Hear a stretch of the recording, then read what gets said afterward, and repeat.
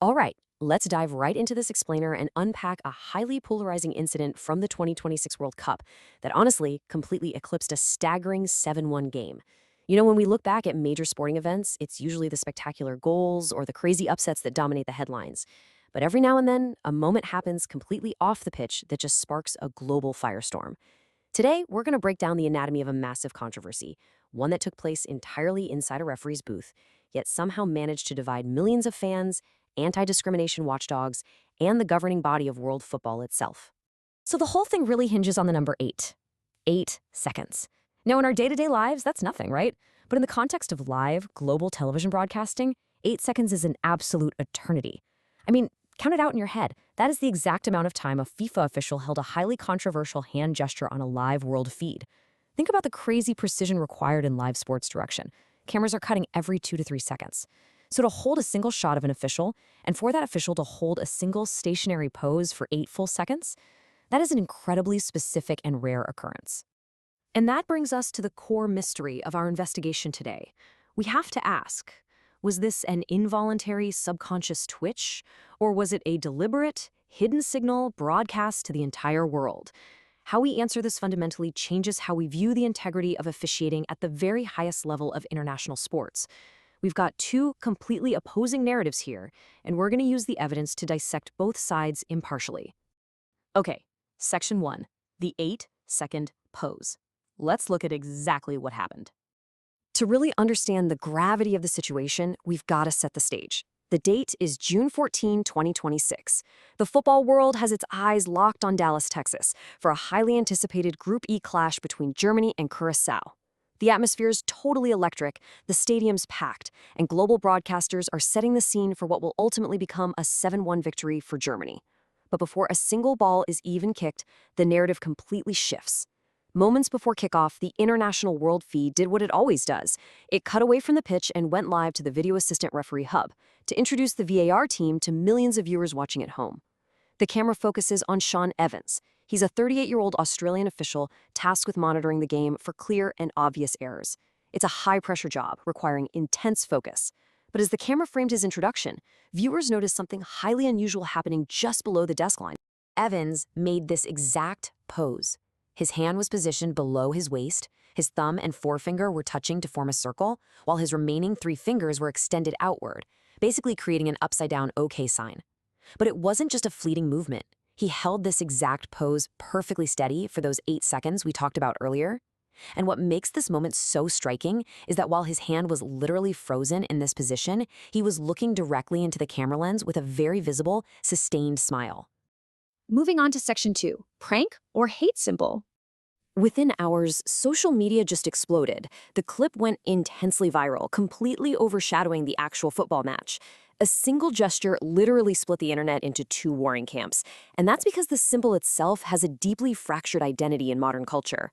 On one hand, we have the circle game. For decades, this has been a common, totally harmless schoolyard prank. The whole goal is just to trick a friend into looking at your hand held below your waist. If they look, they lose. Simple as that.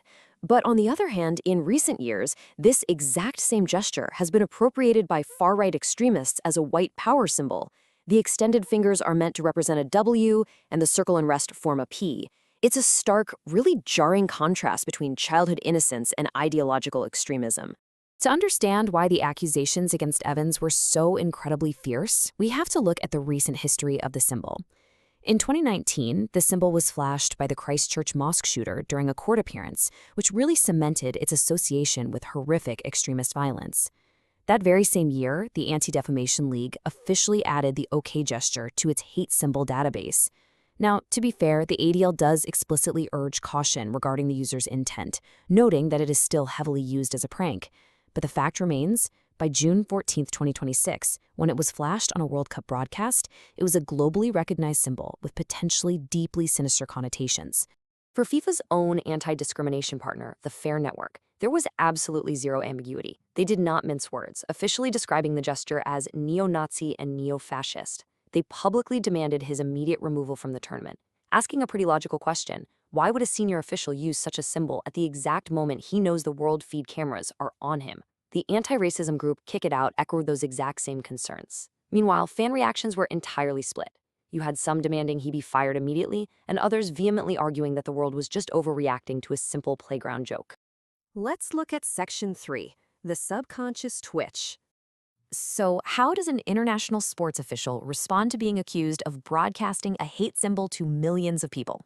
Well, behind closed doors, FIFA's disciplinary committee launched an investigation into the incident, and shortly after, they officially cleared him of any wrongdoing. Only then did Shaun Evans break his silence, issuing this categorical denial. He stated, "I did not intentionally make any hand gesture or symbol to communicate a message, affiliation, game, or belief of any kind." Notice the specific wording there. He isn't just denying the white supremacy connection. He's also denying that he was playing the circle game prank. He is stating firmly on the record that there was zero intentional communication whatsoever. He expressed regret for how the action was interpreted, but fiercely maintained his professional integrity. Breaking down his primary alibi, Evans claimed the gesture was a completely involuntary, subconscious twitch. He stated he was totally unaware of his hand doing this at the time. To back this up, he cited other unreleased footage from the match supposedly showing him repeating this exact same finger motion multiple times while idly holding a pen. On top of that, the Professional Football Referees Association in Australia fully backed him, vouching for his long-standing reputation. FIFA accepted this defense, closed the case, and cleared his name. Which brings us to Section 4, what doesn't add up? Because even with a definitive not guilty verdict from the governing body of world football, we really have to examine the lingering institutional anomalies of this case. When you place the defense next to the video evidence, several glaring inconsistencies pop up. The first massive anomaly? The timing. If we accept the premise that this was truly a random, involuntary, subconscious reflex, just a muscle twitch, the timing of it is astronomically coincidental. Why did this precise bodily reflex happen at the exact second the international camera feed cut to him for his official global introduction? Out of a 90-plus minute broadcast, the twitch perfectly aligned with his singular moment in the spotlight. Furthermore, we have to look at the actual physics of a twitch. By definition, a twitch is a brief, spontaneous contraction. So why did he hold the pose so steadily for a full 8 seconds? A sustained, rigid 8-second pose completely challenges the typical medical and visual characteristics of a fleeting, subconscious twitch. Add to that the fact that he was maintaining direct, smiling eye contact with the camera lens the entire time, and well, the unaware twitch defense becomes pretty difficult for many critics to visualize. But perhaps the most telling piece of evidence isn't what Shaun Evans did, but what FIFA did next. Following this incident, there was a sudden, silent scrubbing of the VAR ritual. In all subsequent World Cup broadcasts, the cameras abruptly stopped showing the VAR teams posing or looking at the lens. Instead, officials were suddenly only filmed from behind or strictly facing their monitors.